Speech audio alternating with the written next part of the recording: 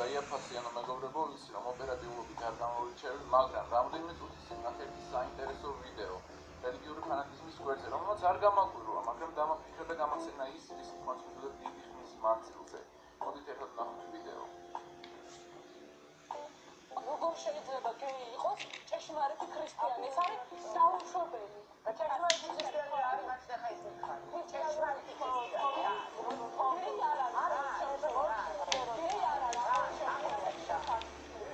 როგორ მწვანეა, ეს არის ჩემი თაობა, მესმის წინა თაობა ყოფილიყო, რომელიც საბჭოთა კავშირში ემსხვერპლა და შემდეგ პერესტროიკამ საერთოდ მოსპო, მაგრამ ამ როგორც რომ რეალურად არანაირი მიზეზი არ აქვს, რომ ასეთი ბლაგვი და გამოუსადეგარი პოსტნეული. ძალიან განვაგრძობ, მინდა გითხრათ, რომ მე ვარ ათეისტი 11 წლიდან და ჰომოფობია არასდროს ყოფილი ვარ, მაგრამ LGBT საზოგადოება ეს არის მართალი.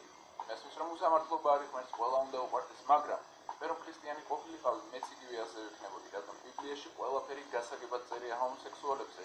გასაგებია რომ ბიბლია მათ გმობს, მაგრამ მე ისეთ წიგნს სერიოზულად ვერ მივიღებდი, სადაც ქალიშვილი ორს უნდება გველის საუბრობს, ადამიანი წყალზე დადის, ადამიანი კვდება და შემდეგ ბრუნდება და განსაკუთრებით ისეთ ხალხთან მოვირდებოდი ურთიერთობას, რომლებიც თავიანთ სისულელეს ერთი სიტყვით ამართლებენ.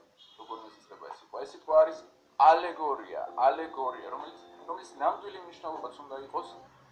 იცი რა არის, შენ სულელი ხარ და ამას ვერ ჩაწოდები, ან რაიმე მსგავსი. ვაღიარე ქრისტიანი რომ მართლა დავუმობდი იმას, რომ ჩემი სამაგიდო წიგნი ეწინააღმდეგება ეს მართალი. ერთი რამ ნამდვილად მაგვირობს, რომ ქრისტიანების უმეტესობა ჰომოსექსუალებს ამორალურ ხალხს უწოდებს. მოდით ცოტა ხნით დავუბრუნდეთ წარსულში და გავიცანოთ ქრისტიანები, იგივე ქრისტიანები როგორ ამართლებდნენ მონობას. და შემდეგ გადაიფიქრეთ ამ ეცი ცუდია, მოდი აღარ გვიდაო. ქალის უფლებები არ მახსოვს არც ერთი პერიოდი ისტორიიდან, როდესაც ქრისტიანები ქალს როგორც სრულუფლებიან ადამიანს ისე უყურებდნენ. მეცაც გეტყვი, ყველაზე ხშირად სწორედ მათს ეძალულობდნენ და მათ უფლებებს ლახავდნენ. მაგრამ ცოლის მკვლელობა ცოდვა არის, არაფერი ცოდვა არ არის. თქვენ შეგიძლიათ წყნარად მოგოთ თქვენი ცოლი, თქვენი ცოლები თუ ღალატობს, თუ ჯადოქრობს, თუ არსავს თქვენი ღმერთის, თუ არსავს არც ერთი ღმერთის, თუ არ არის ქალიშვილი, თუ თქვენს მღვდელს არ ემორჩილება, მოკლედ წყნარად შეგიძლიათ მოგოთ თქვენი ცოლები და არა, ეს არ არის ჩემი მოგონების წესები, ეს არის ბიბლია, რომელიც არც ამ გოგოს აქვს დაკითხული და არც მართლმადიდებლების მცირე პროცენტს და ასეთი ხალხი ჰომოსექსუალებს ამორალურობაში ადანაშაულებენ. დასკვნები თავად გამოიტანეთ. მე დიდი გულშემატკივარი ვარ ახალი თაობის, ჩემი თაობის, დარწმუნებული ვარ, რომ ბევრს მივახცეთ და ის ასეც იქნება, რადგან ჩვენ უკვე ის შევძლეთ, რაც წინა თაობამ კარგად ვერ შეძლო. კითხვების დასმა საკუთარი თავისთვის და ხალხისთვის, რომელსაც უნდათ რომ რაღაცა ბრმად დავიჯეროთ. შეგახსენეთ მეგობრებო, რომ ჩვენი მშობლების თაობა და იმის წინა თაობა არის გასვლილი მონურ სისტემაში, საბჭოთა კავშირში, სადაც არავის თავში არანაირი კითხვა არ ჩნდებოდა, ანუ ხუთს გარეთ არავის ცდილობდა გახედვას. არავინში მეგულიწყო რა თქმა უნდა უმრავლესობას. შემდეგ პერესტროიკამ ამ ყოველფრის დაშლა, რამაც უდიდესი დარტყმა მიაყენა თაობებს. ნუ ველოდებით მათგან ადეკვატურობას და ჭეშმარიტებას. იფიქრეთ საკუთარი თაობიდან უგახდებით მონის მონა. ეკლესია ერთი პერიოდი მონობასაც ამართლებდა, მაგრამ შემდეგ გააკეთა ის, რასაც მუდმივად აკეთებს ყოველდღიურად. შეიცვალა აზრი. შენ მეგობარო არ შეიძლება რომ თავად შეიცვალო აზრი. თავად მიხვიდე რაიმე დასკვნამდე ვინმეს მითითებების გარეშე, რადგან მალე დარწმუნებული ვარ, რომ ეკლესია ჰომოსექსუალებზე შეიცვლის აზრს, რადგან ბიბლია ეს რომ თიხა არის სულელი ხალხის ხელში.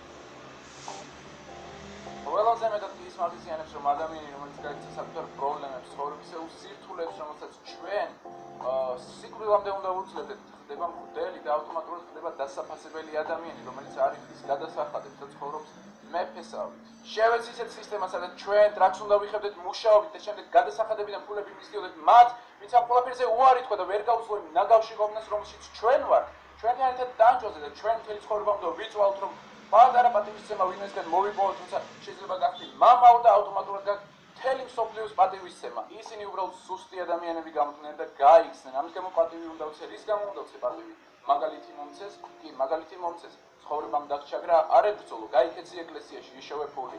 მაგარი საერთოდ რატომ უნდა ვცე პატივი ადამიანს, რომელიც არ მოგწონს?